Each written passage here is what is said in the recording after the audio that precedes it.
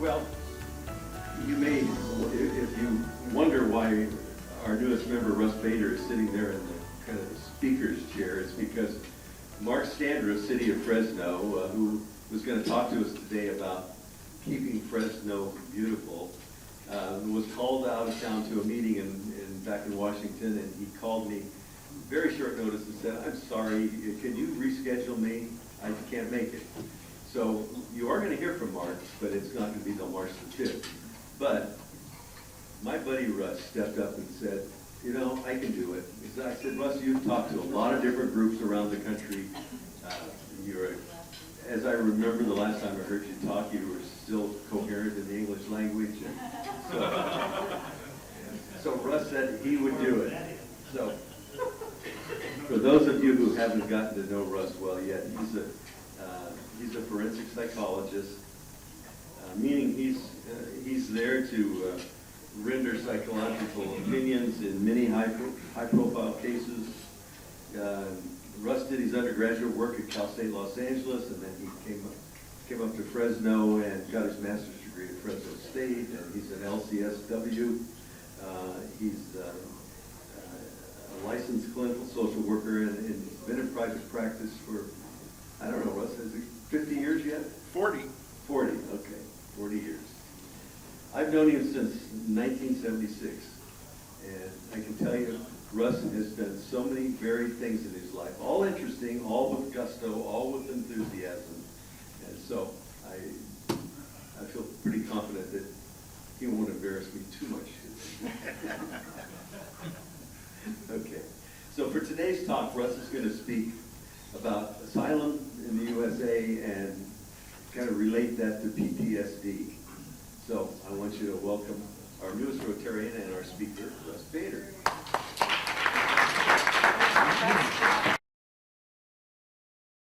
Hello, everyone. Hello. I more or less feel obligated to tell a psychology joke, so I will. Here it is. Roses are red, violets are blue. I am schizophrenic, and so am I.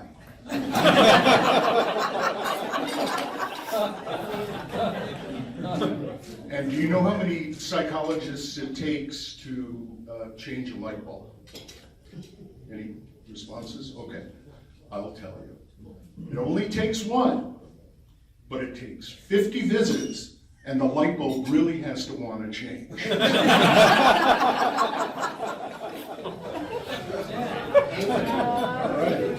That was good. Are you sure Jack Parr started like this?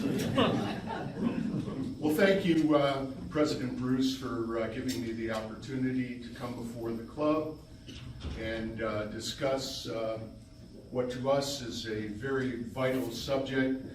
I hope everybody was in the room when I introduced my assistant B, Beatrice Ruelas. I hope I will not embarrass you by telling the folks that Beatrice is a United States citizen, but she was born in Jalisco, or Nayarit, in Mexico. And she came here, and she's an incredible person. She's a terrific person in our practice. I go so far as to say that I don't think our practice would work if we didn't have Bea. What does she do? Well, when we interview people, frequently it's in Spanish. And when we interview people in Spanish, I often ask a question in English. Beatrice translates it into Spanish. The client answers in Spanish. She's typing as she's listening to the client so that we have a record of what's being said. She's typing in English. She tells me what the client says. I ask further questions, etc., etc.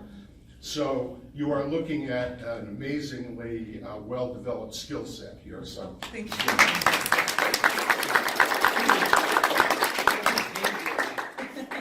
He pays me all right. Please, no negotiations. Under pressure. All right. So what I wanted to speak about today, and I will give you a very brief overview of what we do in order for you to be able to make the connection of why I'm talking on the subject of asylum and why I'm talking on the subject of how asylum relates to post-traumatic stress disorder, okay? First of all, you might be interested to know that we have seen and done assessments with something in the neighborhood of 5,000 clients at this point. And our assessments have been largely in the area of people seeking a so-called waiver of inadmissibility, and persons who are seeking asylum, which literally means protection inside of the United States in order to avoid a credible fear of return to their native country. So people coming to us are asking us, among other things, we do several types of immigration cases, but they're coming to us with the story of what has happened in their lives. Sometimes they have never told this story to anyone else. They are revealing things about themselves that are sometimes so frightening and horrible that we literally have to leave the room or have a drink of water or deal with it in some way, because we have seen folks talk about the trauma of their lives, and we can attest to you that the people that we see are in fact clearly traumatized by things that have happened to them in their native country. Now, we see people, and it's interesting how practices develop. I know you'll agree with me. It's interesting how practices develop, because some practices they may see Asian people. Some practices they may see people from the Punjab. We do see people from the Punjab. But the vast majority of the people that we see are from either Guatemala, El Salvador, or somewhere in Mexico. And we hear incredible stories, stories that would make novels that would just melt your heart or frighten you to death. So in any event, I thought that the way I would use my time today was to tell you a story of one of our clients. I'll be very brief. I will not drag it on and on, although I love to tell stories. Yes, sir? Is this adults? I'm sorry? Adults, youth, all between? Yes, our practice is all adults. Well, I should say for the most part adults. We have seen some youngsters, but for the most part they're adults. Well, this woman, and I'm going to call her Maria for purposes of confidentiality, Maria is from a area in El Salvador that you may have heard of, San Suntepeci, and she lives in the municipality of Cabañas. And one night, as she was returning from school, of which she was a senior student, she had been in a study group, and as a result, she was coming home around 8:30, 9 o'clock in a part of town where the taxi cabs and buses had stopped. So as she was returning, she had to pass a cemetery which was dimly lit. And as she passed the cemetery, she became aware that there were 3 young men behind her, all with backpacks, and these were people that in her mind, she told herself, I know these people, it's okay. And yet she had the hair standing up on the back of her neck. So as she continued to walk, suddenly, out of a clear blue sky, she was struck from behind across the head. And she fell to the sidewalk and she was unconscious. And she was placed in the back of an automobile.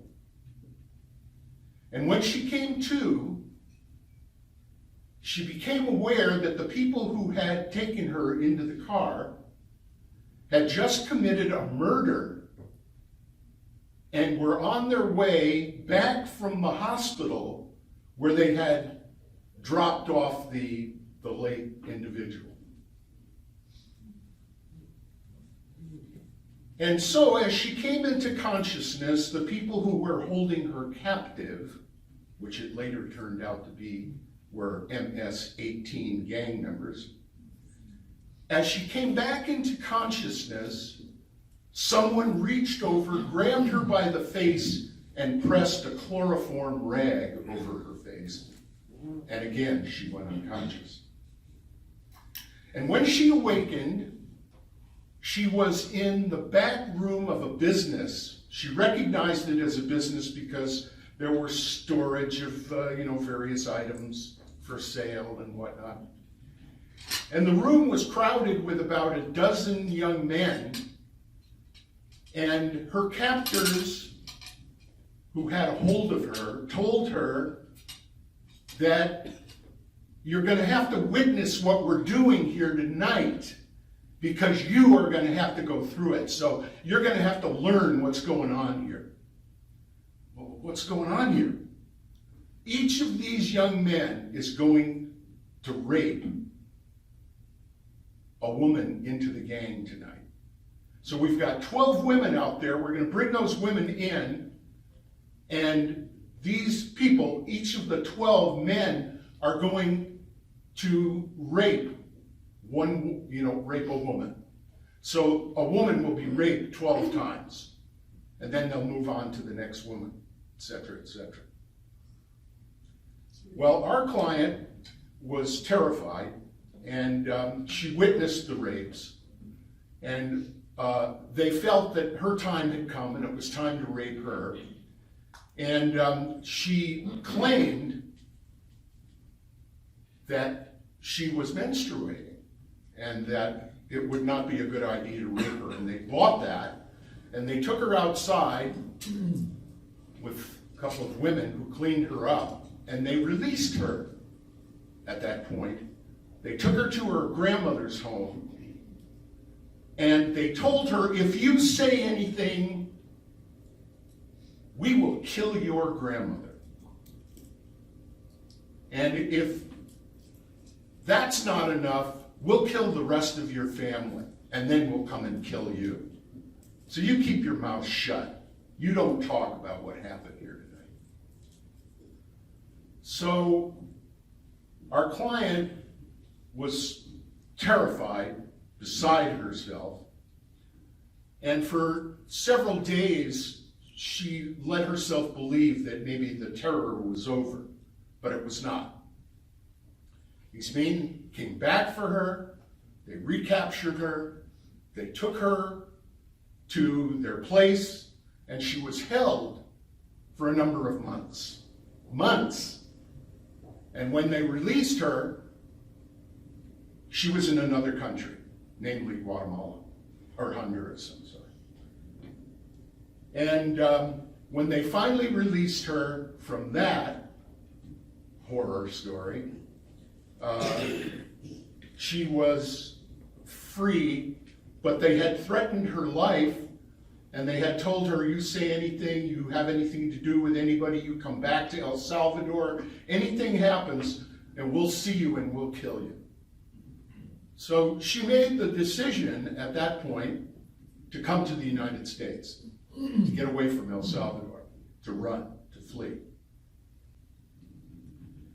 Now, our job, where we come into the picture, is naturally she sought the assistance of an attorney.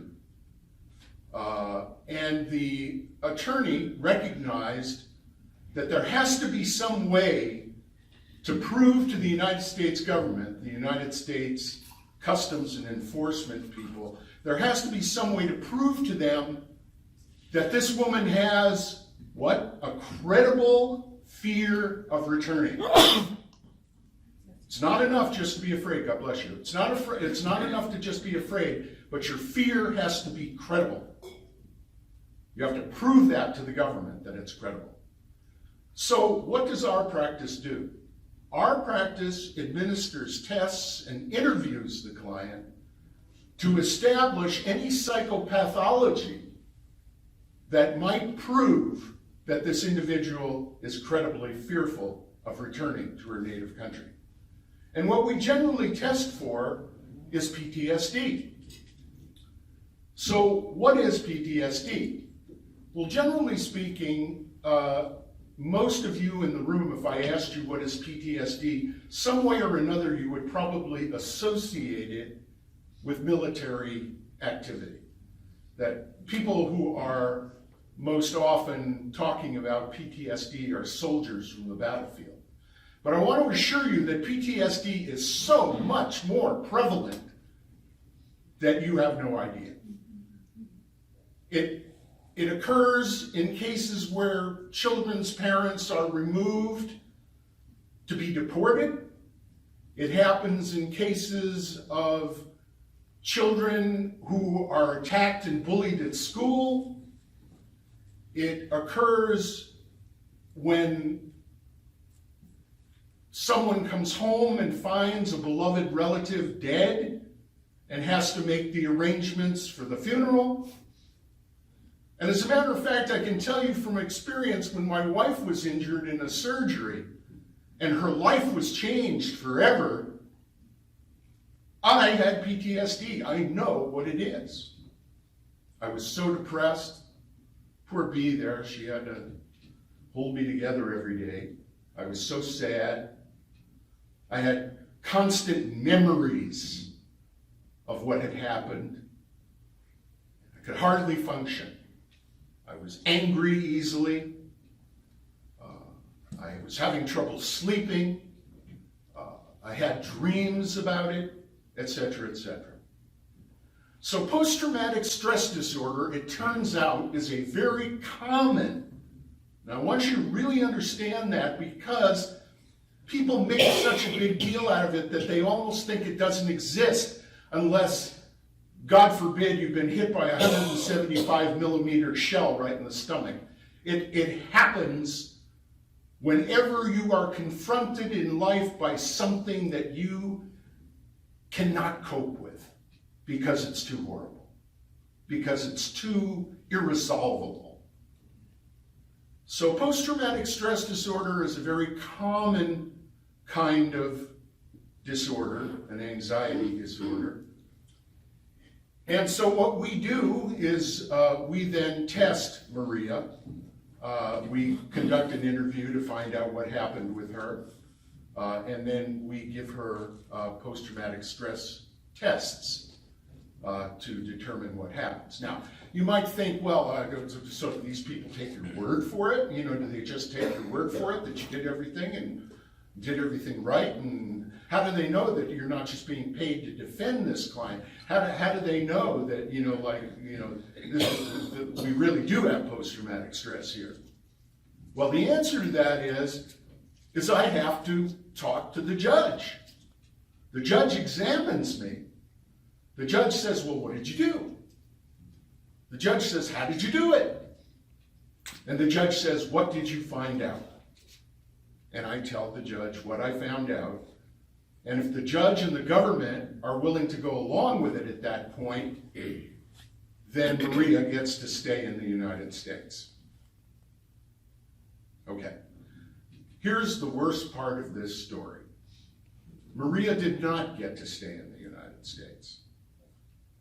Though the judge found that she had a credible fear of return, a weird little loophole, which is that if an atrocity takes place in two different countries, namely El Salvador and Honduras, then the individual is not eligible for asylum in the United States. So Maria's case was lost. She became suicidal. She still lives out there in Mendota awaiting deportation. And there's nothing that we can do except appeal. Her attorneys are appealing the case and they're appealing the case on what we call humanitarian grounds, which is why we examine the individual so carefully, because we want to establish for the government that if you don't buy our case on asylum, that at least you will see that this person has been horribly abused, and that on on humanitarian grounds, we need for this person to be protected. So, I'm going to leave it there with you. I would be happy to answer any questions that you might have, and kind of lighten it up at some point. I got a joke for Bill. All right, Bill, here it comes. Okay. And the purpose of this joke, and it has absolutely nothing with the talk to do with the talk I just gave, but the purpose of this joke is my main message. Live every day, take advantage of what comes your way, enjoy, all right? So here's the story. So it's raining like crazy somewhere in Missouri. And there's a man who lives in Missouri, his name is Bill. And as it's raining, Bill says, I better say my prayers because I'm really concerned here that we're going to get flooded out. He says, but I have faith and I believe that I will be personally delivered by the good Lord, no matter what happens. And so the rain got worse and worse, and pretty soon the rain came up to his windows in his house. And here came a rowboat. And the rowboat, 2 National Guardsmen were in the rowboat, and they said, come on, Bill, we'll bring you to safety. No, I have faith. All right, very good. So they went on about their business, and later on the rain came all the way up to the roof. And Bill was out there on the roof and still praying. And here came another rowboat.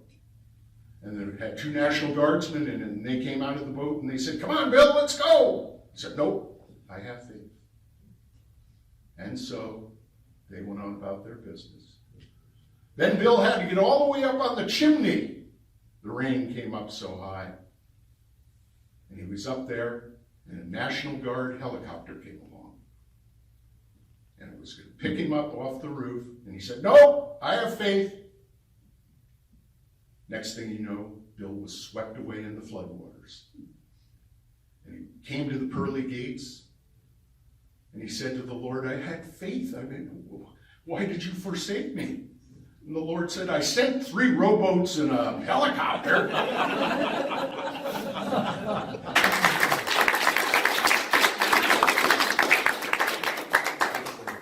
Oh, I get to sign your book. Yes.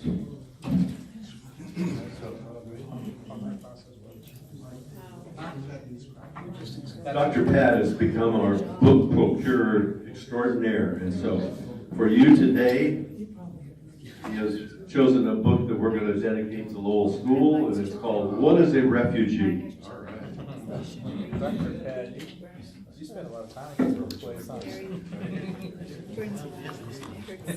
Was it really?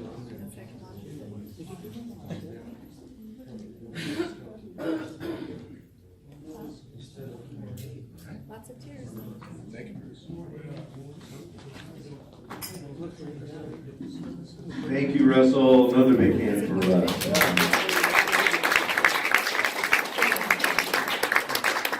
It's not easy to step in and be a speaker with almost no notice, so thank you.